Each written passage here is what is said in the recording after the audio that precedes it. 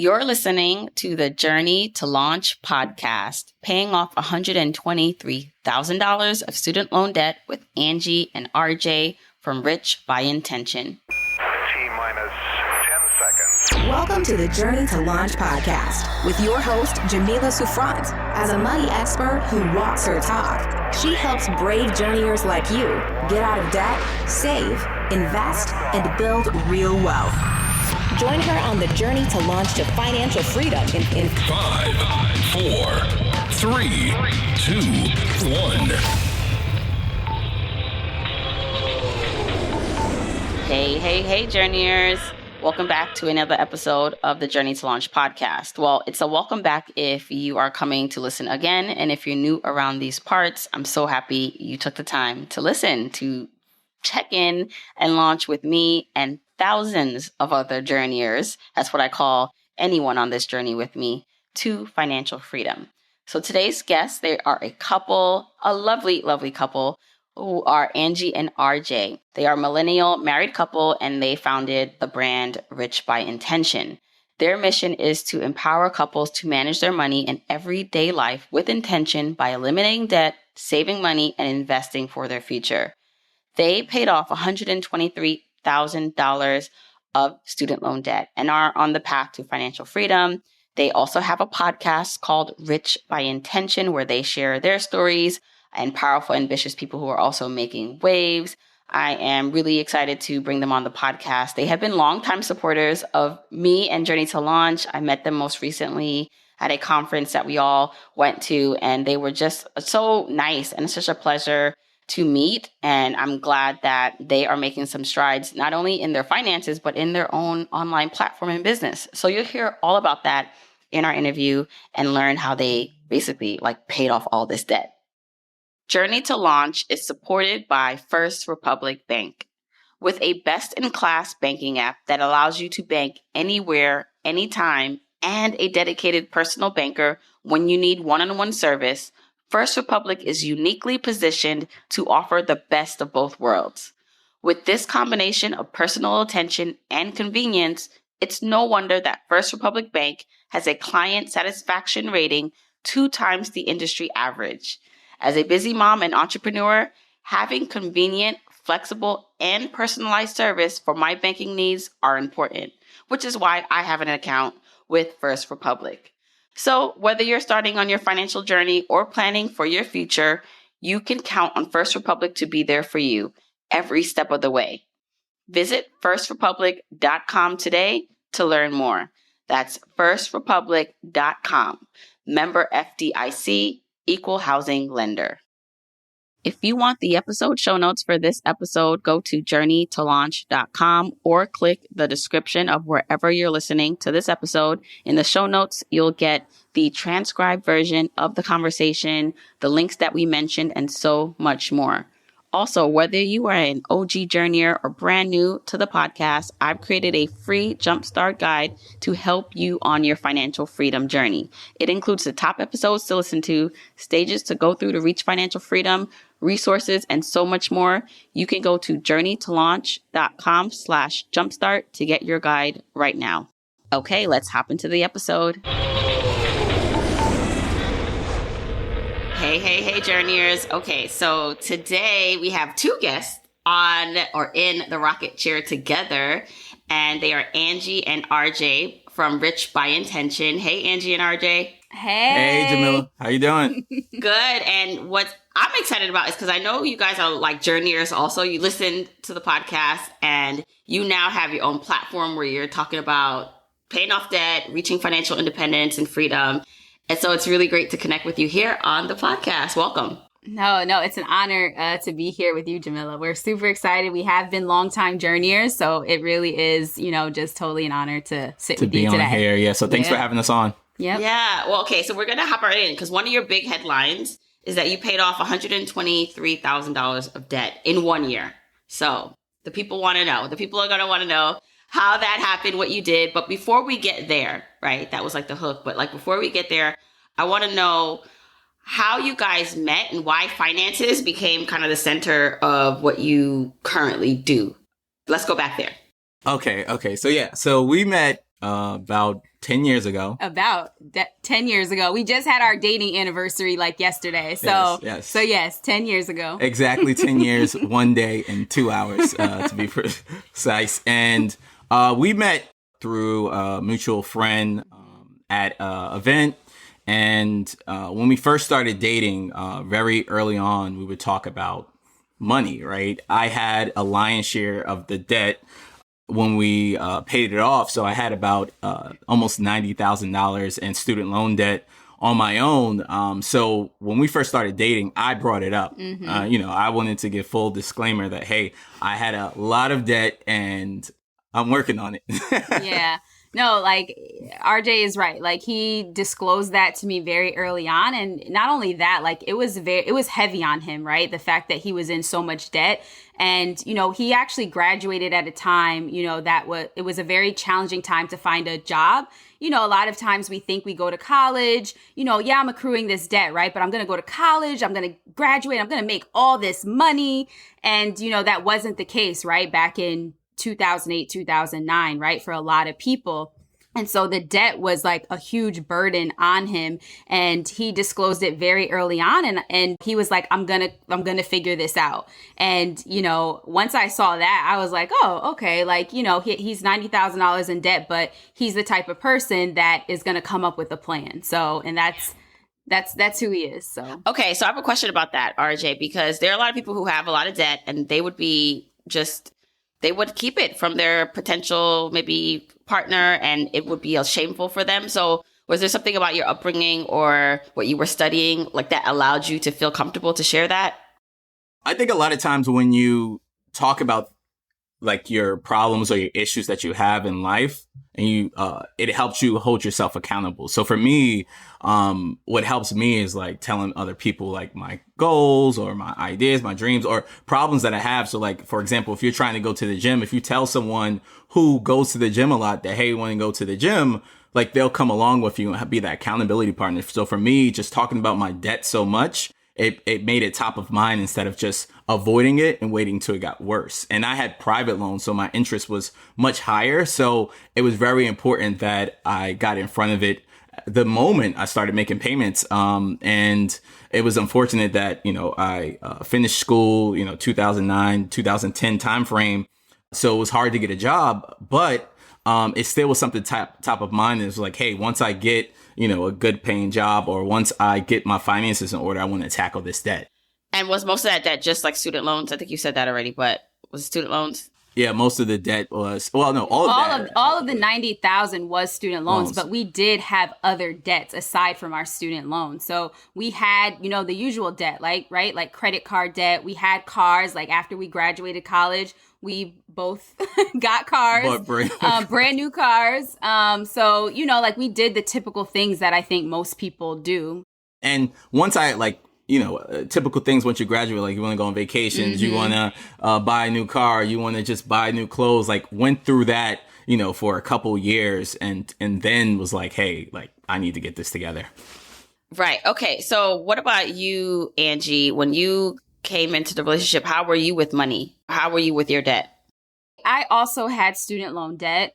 I had a lot less. I was coming into the relationship with around $40,000 of student loan debt, but I also had car debt as well. But I think, one of the things that I was doing before, I think was, I was starting the process of getting my finances in order, I think, when RJ and I met. I was into budgeting, right? Like I was following, some of the top personal financial influencers back in the day, in the early days, right? And okay, I need to get on a budget. I need to start, really thinking about how I'm managing my money. Once we met, I was trying to get more intentional with my own finances. And I think once I found out that he was $90,000 in student loan debt, I think, the conversations we had early on was like, okay, so how do we kind of work through this together, right? Like we're both in debt. How do we come up with a plan so that, one, we knew where this was leading, right? Like we knew that our goal was to get married, that this was something serious. It wasn't just going to be, just a a fling, if you will. We knew what we wanted out of this relationship. And so we were intentional with having those conversations early on and figuring out how do we kind of tackle this together. And then. Yeah. And one of the things that she did when we first started dating is like she had multiple bank accounts. Oh, yeah. I had just one. So money was coming in, out. I didn't know anything. Yep. And you actually put me on to, having multiple accounts. So have one where your money's coming in, one where the money's coming out, and then the actual, savings. Yes. Post college, I was like, one account, let me put everything in there, everything out, and not knowing what's going on. So you were actually, really good when it came to just the whole managing your account in general. Yeah. No, I think, what I came to a relationship with was just trying to get organized, right? Around all our finances. And I should say, too, that we weren't managing our finances together at this time. We were just kind of giving each other tips and encouraging each other, but we were managing our own finances separately before marriage. And so, but we would share ideas, share the tips that we learned. And so, like having separate accounts for, my income and then my expenses and my savings, was a huge help, right? For me, just start the process of getting organized with money. So here's the thing. You guys graduated, you said it like around 2010? So I graduated 2009. I graduated back in 2013. Okay, 13. So I'm only asking that just like to take us like back and like kind of give us reference points to your journey of paying this off, the debt that you had, because you didn't pay it off until like, I believe 2018. You paid off all that debt, $123,000 in 1 year. So even though you were finance minded, and you both kind of had your eye towards that, because some people like it's there and they're not even thinking about it until it just hits them one day. But it seems like you were already aware. You knew about the accounts, you knew about budgeting. So for those years, like that led up to when you finally made the decision to get serious about paying it off, like what were you doing? Kind of what was like your kind of lifestyle when it came to money, and what made that switch that made you say, wait a second, we got to pay this off fast? Yeah. So one thing that you always talked about on the podcast was your commute of, a couple hours a day. So me and Angie had the same type of commute. Yes. And one thing that we started doing was like listening to podcasts, right? I don't think podcasts were big back then. Like we're talking about like 2012-ish. So we were like listening to audiobooks, right? Right? Would you say? Yep. Yeah, we were listening to like audiobooks and... Yeah, and one of the first two audiobooks that we actually listened together was... Millionaire Next Door, yes, Rich Dad Poor Dad, and Never Eat Alone, right? Which is like a networking book.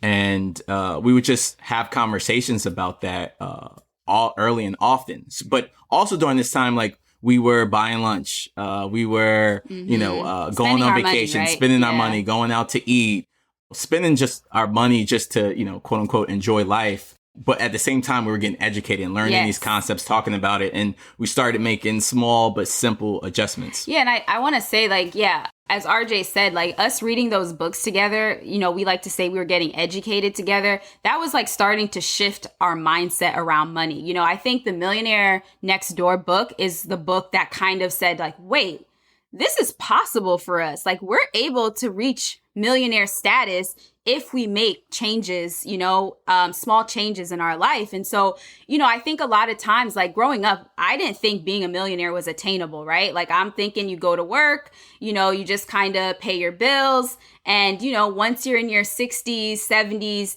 you might have a little bit of a nest egg that you can, just live off of, right? And, and their social security, right? Hopefully. But, I think just the book Millionaires Next Door was just a huge shift in just changing our mindset around finances, and that being a millionaire is possible to us. And we just had to make changes, right? Like we've always thought that the millionaires look like, the people that were driving Mercedes, the BMWs, and, or wearing, flashy clothes, the diamonds, the jewels. And we thought it was glitz and glamour, right? And so once we saw like, oh, wait. Yeah, people... low key with, regular t-shirt, could be like our actual neighbors, right? That were actually millionaires because, they were low key and they invested in money and they made regular incomes, but, they were millionaires. So really like change us to like, what wealth actually look like. Yes. Yep. So it sounds like, and I like that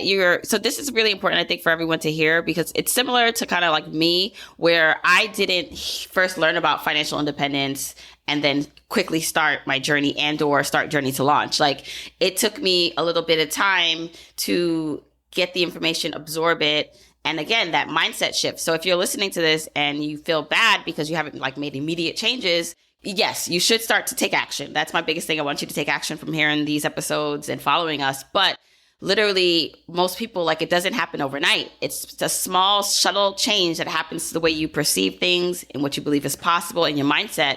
And when that takes root, when that like starts to happen, then things become more possible, and then you start to take action. So I like that, it took you a while, like you're learning and you start applying things to your finances. But at what point, here's what I want to know. At what point did you say, like 2017, I guess at the start of you paying off all this debt, did you say we have to pay this off faster? Because if it was mostly student loan debt, you could just be like, well, I'll just pay that off slowly. It's just one of the things we have, like most people do.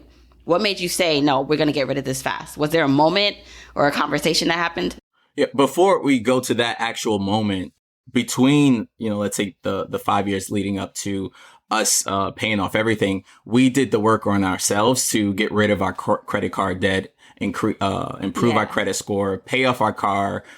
We did everything so that by the time we did get married, the only thing we had left was the student loans. Yeah, and I want to make it very clear that we paid those off individually. Like, we did not, RJ didn't pay off my credit card or car loan, vice versa. Like, we were each working hard to pay down our individual debts, and then once we did get married in 2017, all we had left was $123,000 of student loan debt that we would tackle together as one.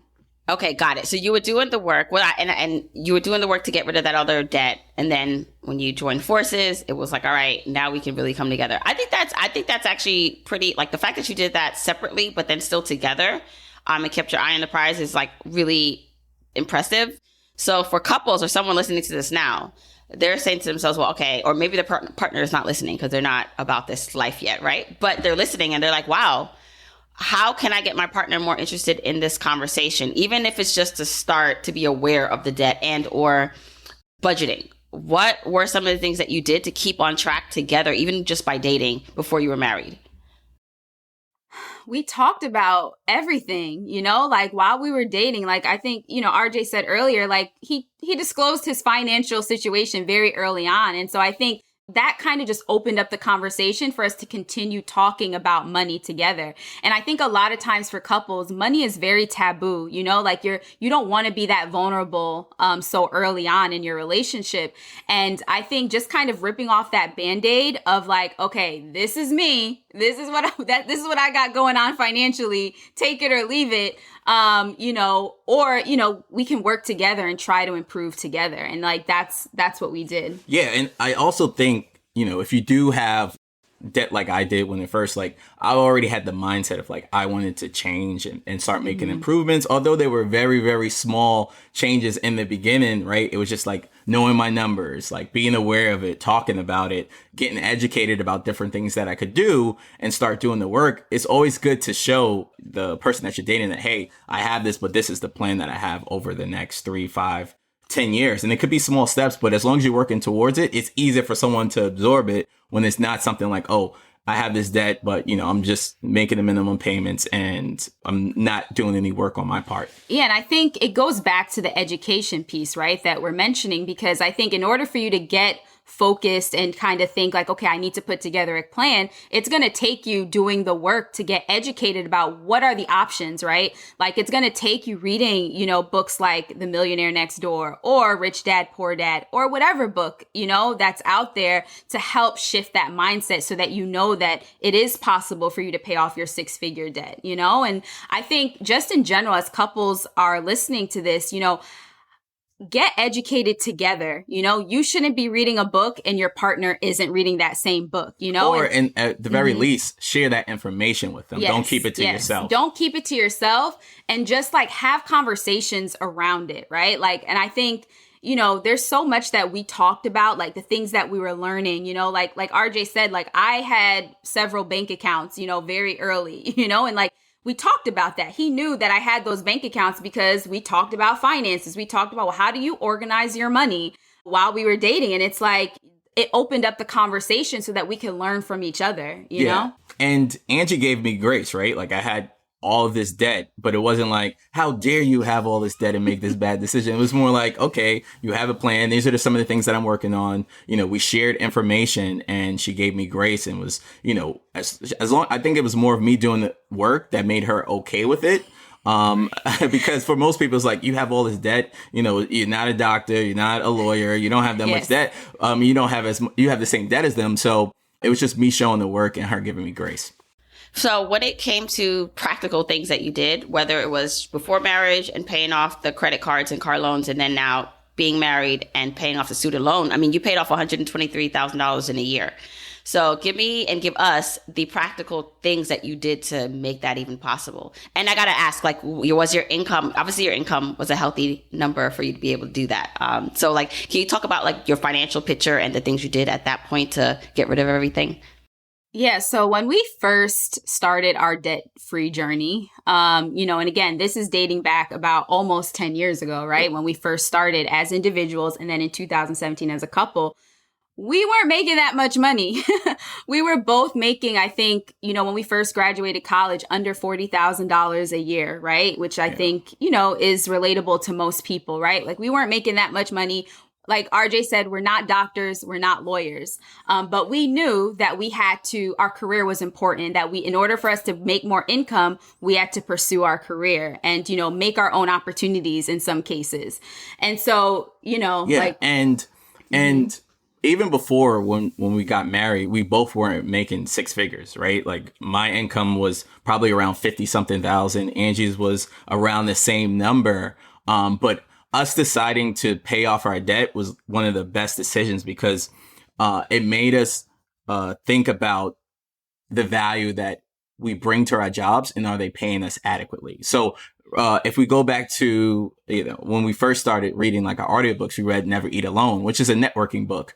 And that book taught us the power of networking and also like to seek opportunities elsewhere if your current job isn't serving you. So what we did was we started looking for outside opportunities or promotions at our job so that while we were paying off debt, we could increase our income.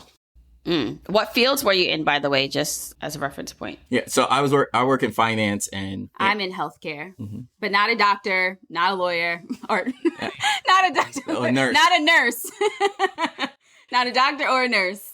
So, all right. So you guys are focusing on your income. I know you talked about your expenses a little bit, so we'll get to that. So let's just first talk about income, because giving like practical tips for people who are trying to look for more opportunities or increase your income. How did you go from making, when you first graduated, under 40 to maybe 50 to jumping to what I believe you started to earn, a good amount, maybe six figures? How did you navigate that? Like, what did you take different jobs?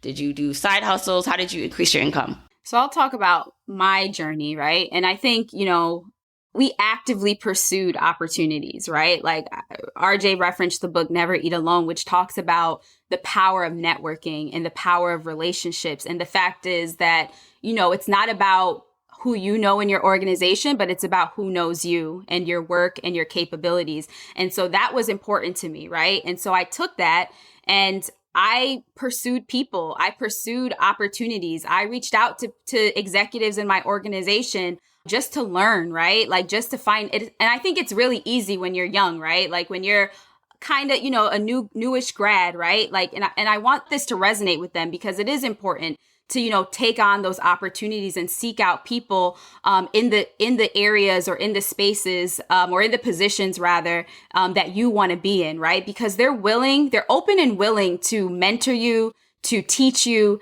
to give you resources or just information about how they got to where they are. And so that's what I did. I asked people, how did you get to where you are today? And they were happy to sit down with me, right? Because one, they also knew my work ethic, that I was a hard worker, that I was getting the job done in any role that I had, right? So I think it's a part of doing the work, right? But also, making sure people know who you are. so that when opportunities arise, they think of you're top of mind to them. And so, I definitely want to encourage people that, to pursue relationships, pursue opportunities at your organization, by just meeting with people, getting informational interviews with leaders in your organization. And you'd be surprised how many people actually don't do that. I remember doing that a lot when I had a lot of energy back in my 20s in my corporate job. And people, again, they were very excited because here I am, like this young person coming to them, taking the initiative. And people want to kind of have someone that they can say they helped, like, oh, that's like this person I mentored. And so if there's someone, if you're listening to this and like you're in a corporate setting and you need to earn more, you want to earn more, you might as well make the best of your current situation while you're there and earn as much money as you can. Then I'm going to challenge you to reach out to a higher up, to an executive in your organization. Maybe I know for me, sometimes the person didn't sit in my actual building, like location wise, like they were in another state.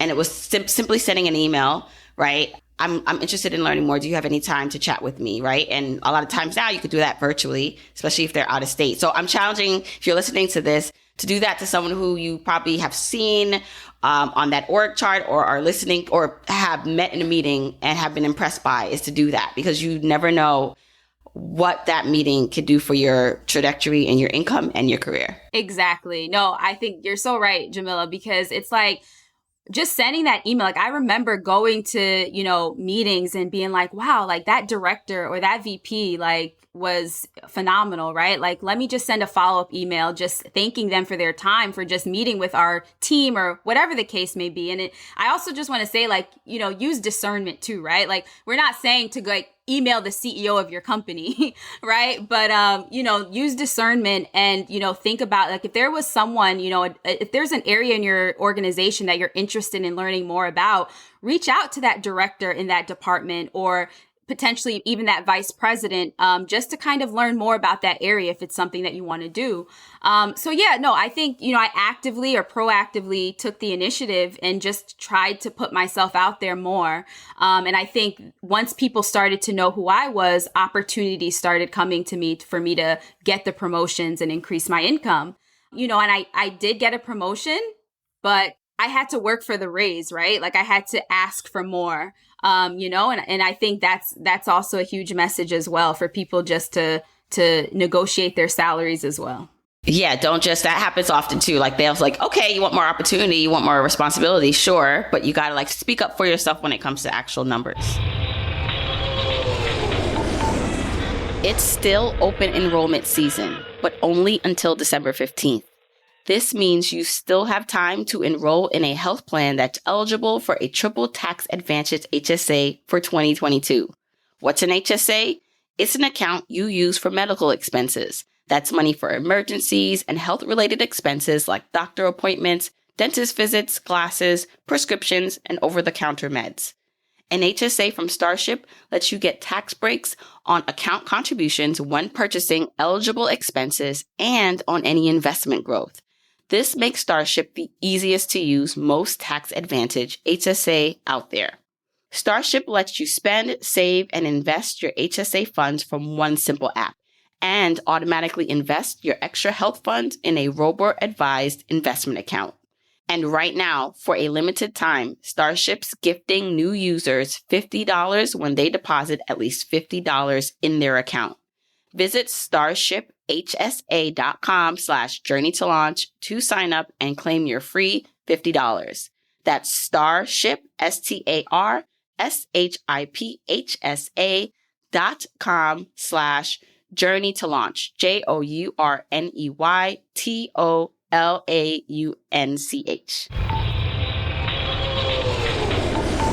RJ, what about you? How did you increase your income over time? Yeah, so one of the biggest things was reaching out to people. LinkedIn was very vital for me, just reaching out to people that I had connected with, over several years, right? That I had relationships with, and they may have went to new companies or new firms, and just reaching out to them like, hey, how do you like your experience at this role or this company?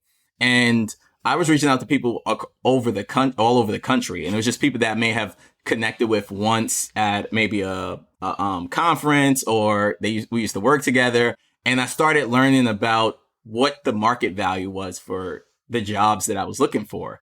And a lot of times, as Angie mentioned, you take the first offer that you have, and you should never take the first offer, right? You should always negotiate higher and then meet somewhere in the middle. So I was learning about all these different firms, all these different opportunities. And one person I met once, we had a great conversation probably like 3 years ago. And they was like, hey, you should come over to my firm. And they sent an email to the hiring manager. A couple weeks later, someone reached out to me and I got an offer. And for me, I was like, I'm, coming from a position of strength because I'm like, I want a job, but I want a new job, but I don't necessarily need a new job. So I was very aggressive in terms of, hey, this is what I'm looking for. This is when I can start. This is like the benefits that I want.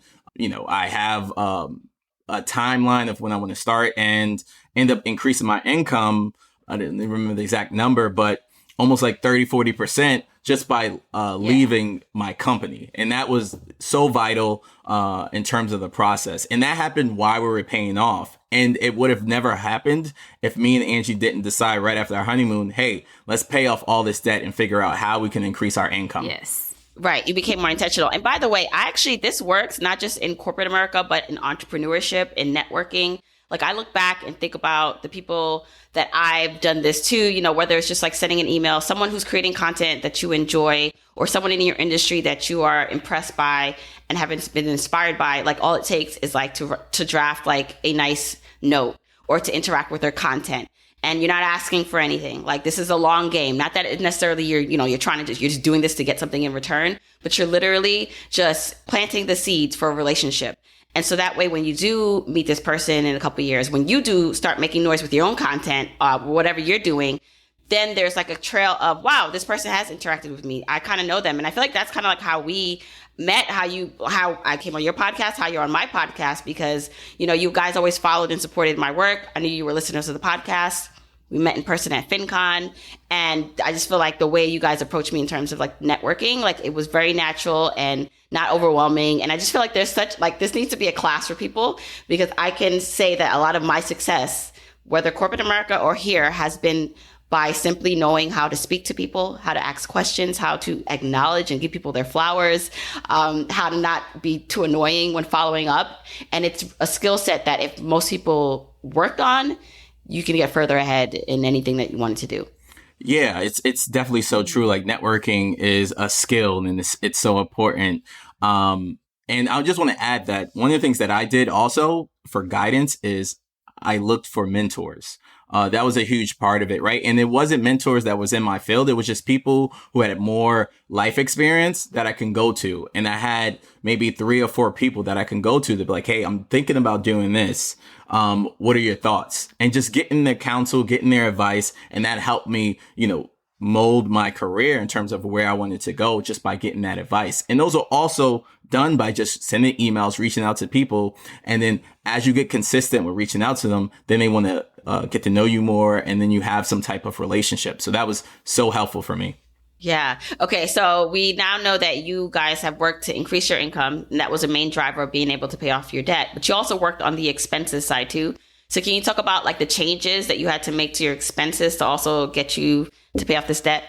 Yeah. So the first thing that we did, even before any, looking at our expenses or not looking at our expenses, but the first thing we did was start to budget. The budget was huge for us, like it made us sit down together, look and see like what money's coming in, what money's coming out, and really come up with a plan together in order for us to tackle this debt. So we budgeted. And then from there, like as far as our expenses, we had everything that most people have. We had the rent payment, we had the utilities, etc. But one thing that we did as far, when it comes to our rent payment is that we negotiated our rent. We weren't living in the best place or the most nicest, luxurious apartment. We were in a 1-bedroom apartment that, at the time we were able to afford, right? So it wasn't the best. I don't want anyone to think that this was like some beautiful apartment, but it was home for us. It served its purpose. It served its purpose during the season we were in. And, we were living in this apartment. We were there, I think, for maybe about a year or 2, maybe 2 years at this point. Yeah.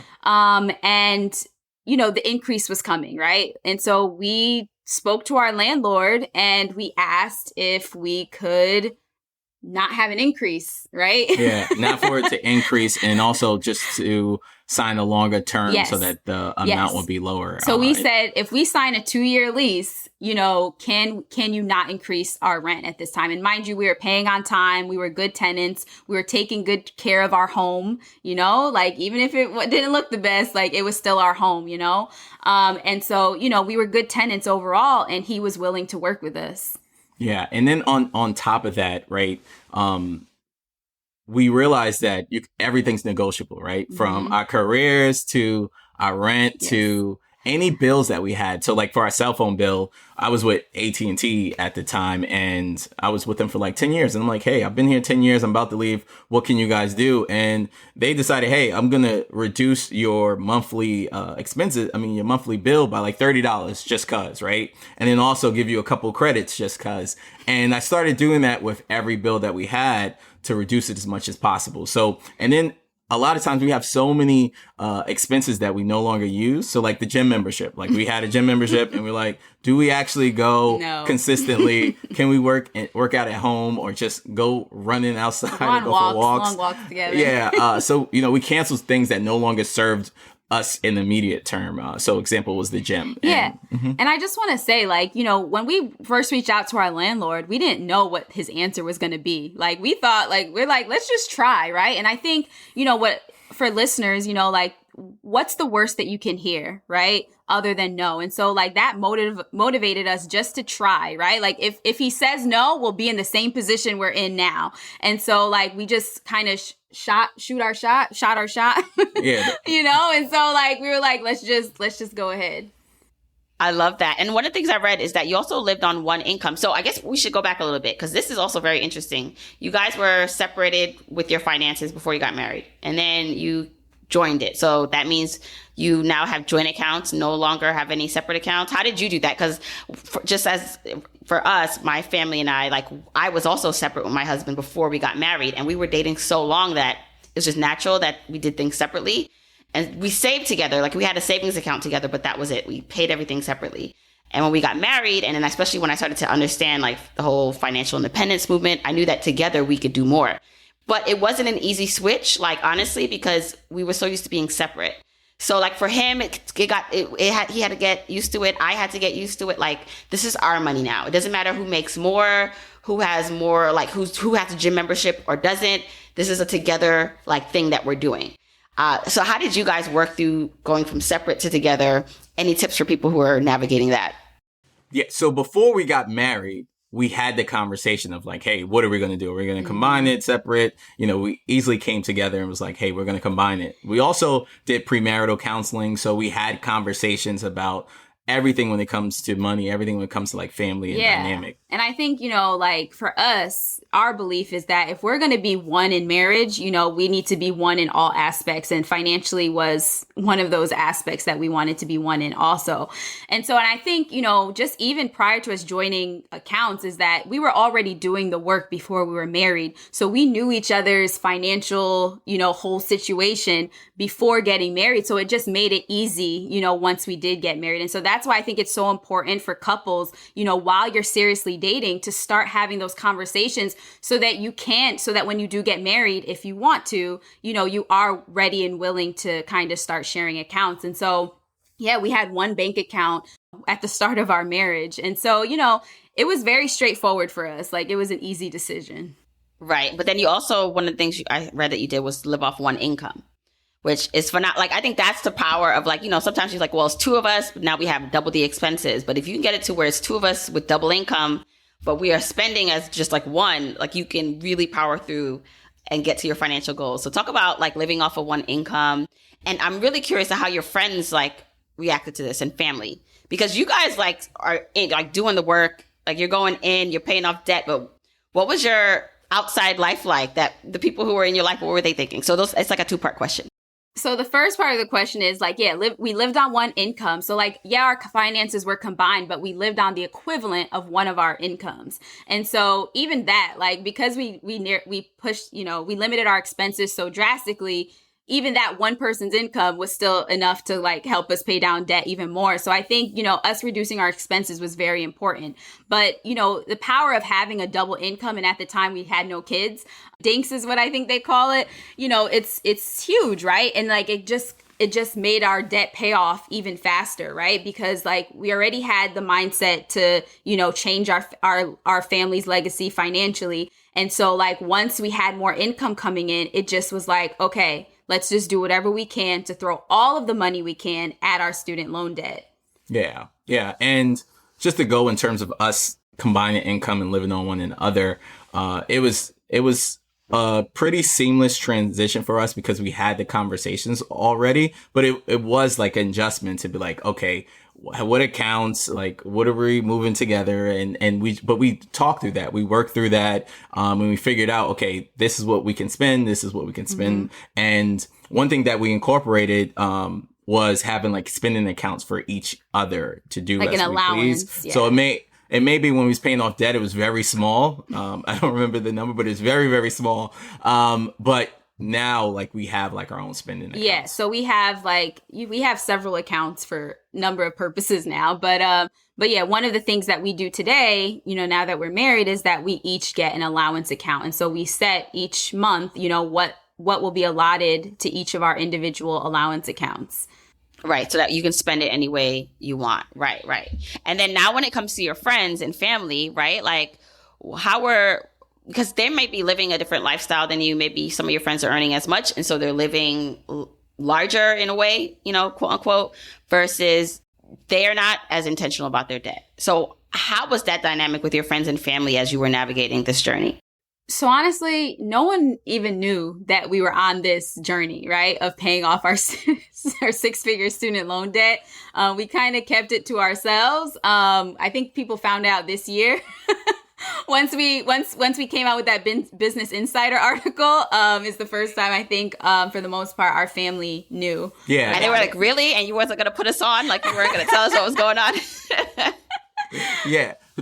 But we did share it with like a few individuals who were like on the same page as us. Yeah, like, who had the same mindset, right? Because it's like, I think you have to be a little bit careful, right, about, how you divulge certain pieces of information, because not everyone is ready, right, or in the same mindset or in the same headspace as you. And so we were very intentional about who we would share, that we paid off six-figure student loan debt in 1 year, right? Because again, like everyone's on their own financial journey. And we're not saying that because we did it in a year, anyone else should, right? That was a choice that we made personally, for whatever reason, you know? And then also like when we were planning this out, just so everyone know, because our incomes increased while we were paying off debt, we planned this out for 3 years, plus years. So we were planning to pay it off around this time, in 2021, in the beginning of 2021.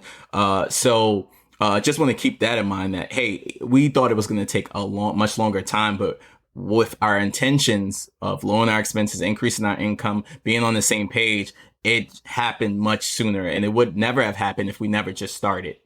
Right. Okay. So you guys are debt free other than a mortgage? We do own rental property. So yeah, we do have, So that was one of the first things, well, not the first things, but a year and change after we actually paid off debt, we started looking into investing in real estate. Yeah.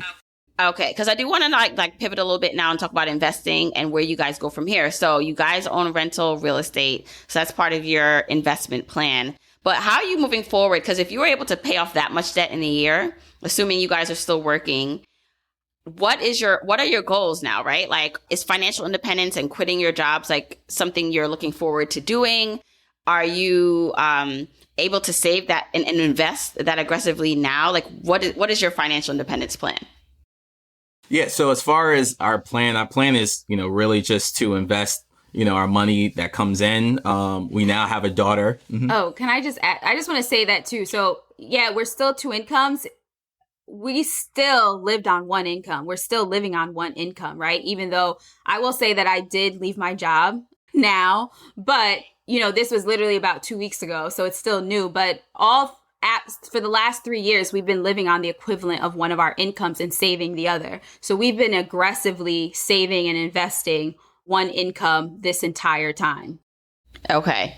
Yeah. And our goals in terms of like our family, we have a daughter now. So our goal is for her not to go through the same experience with student loans. So we're investing for her college education. In a 529 account. 529. And we're investing. We have a custodial account for her as well. Yes. For her to invest for her future as well. And then we also invest for our own future retirement in our retirement accounts and also in a brokerage account on a monthly basis. Right. So, Angie, with you quitting, is your intention to like do what you're doing full time with Rich by Intention and your brand? Like, is that eventually where you guys would like love to be? Oh, yeah, of course. You know, right now, my number one priority is being home with my daughter. That's why I left my job. You know, like I wanted to be home with her. But I will say that if we didn't get our financial house in order, that would not have been an option for me. If we were still paying, I think we were paying like, I don't know, almost $2,000 a month in student loan payments. I would not have been able to just say, you know what, I want to be home with my little girl. And I'm just so grateful that we took the steps, we took action to change our financial position so that we can make choices, right? Like this. And I think that's the power of managing money with intention, is that it gives you choices. It gives you options. So if something doesn't serve you anymore, if you're in a different season of your life, like I am as a new mother, I can make choices for our family. My husband and I can make specific choices for our family. I love that. And that's, again, like you said, the beauty of starting this journey. Like maybe, you know, the ultimate financial independence number is years and years away. But every debt you pay off gives you like another lever you can pull, right? And you can walk away from things that don't serve you. So I love that. Yeah. And I think obviously the goal is to continue with Rich by Intention and grow this to, you know, where it can go. And so, you know, I'm grateful that I can also work on this as well. Yeah, our goal with Rich by Intention is to, you know, help people get intentional with their money, but also just to change their mindset and just really change what wealth looks like to people and give them actionable tips just to change their family legacy. Yeah, and like help couples start having those conversations early on, you know, like we want to see other couples win with money. We want to see other Black couples win with money because we didn't know it was possible, you know, 10 years ago. But today we're in a totally different position, all because that we shifted our mindset. Yeah. And we lived our life similar to like Millionaire Next Door, very low key. Yes, frugally. And really low key. And it was very important for us to share our story so that other people can see it's possible. Other people who look like us can see that it's possible. And it was nerve-wracking to do it because we're so private and low key, but we realized the power of just like showing our story and for people to see it so they know it's possible. And if we can, you know, change one life, then it's all worth it. Yes, one family, right? Yeah. Well, I think that's important to note.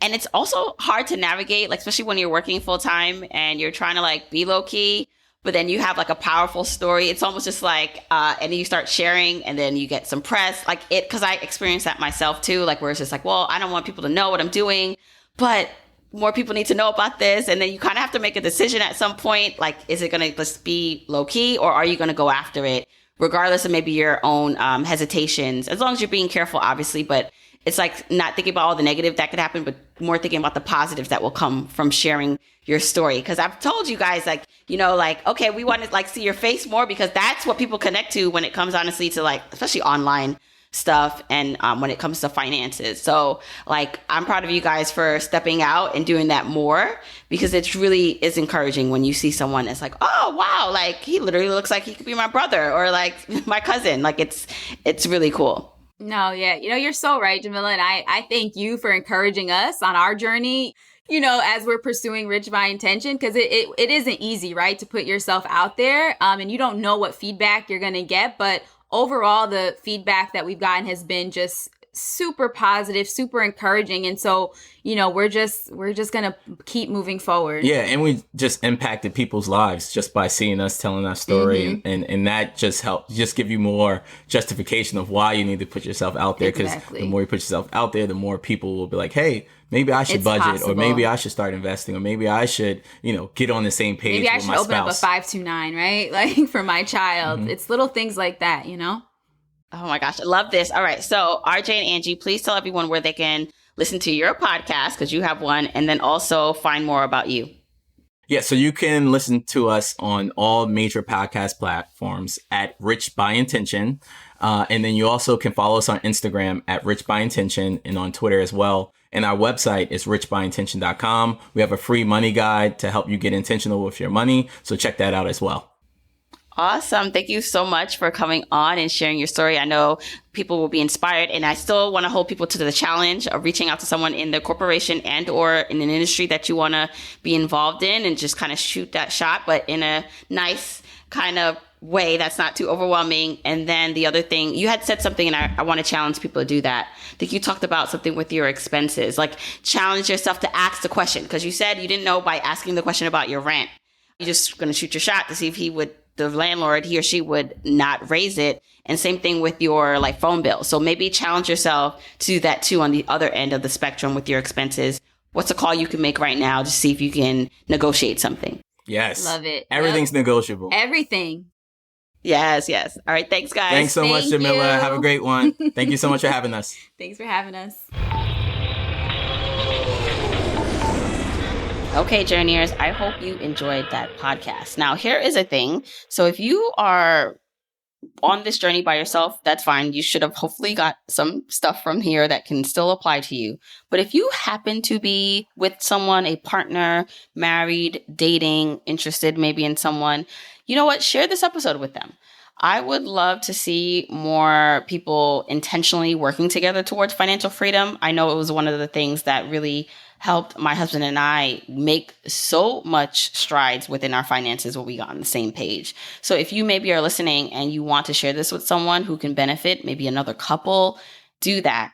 And you can do that by just clicking on the more information wherever you're listening to this and copying the link and sharing this with someone. Send it in a text group, send it or post it on your Facebook page or Meta page. That's what we're calling it now, right? Post it on your Instagram and let them know to listen to this episode, but then Journey to Launch in general. Also, tag me at Journey to Launch if you're sharing this on Instagram or Twitter. I always love seeing your feedback. And then always tag the guests so the guests can know that you got something from their episode.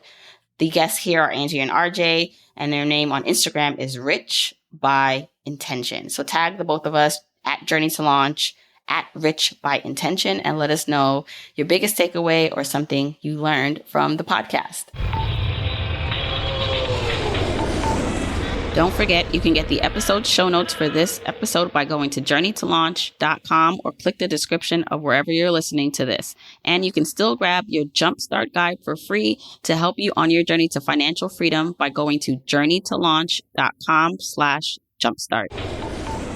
If you want to support me and the podcast and love the free content and information that you get here, here are 4 ways that you can support me and the show.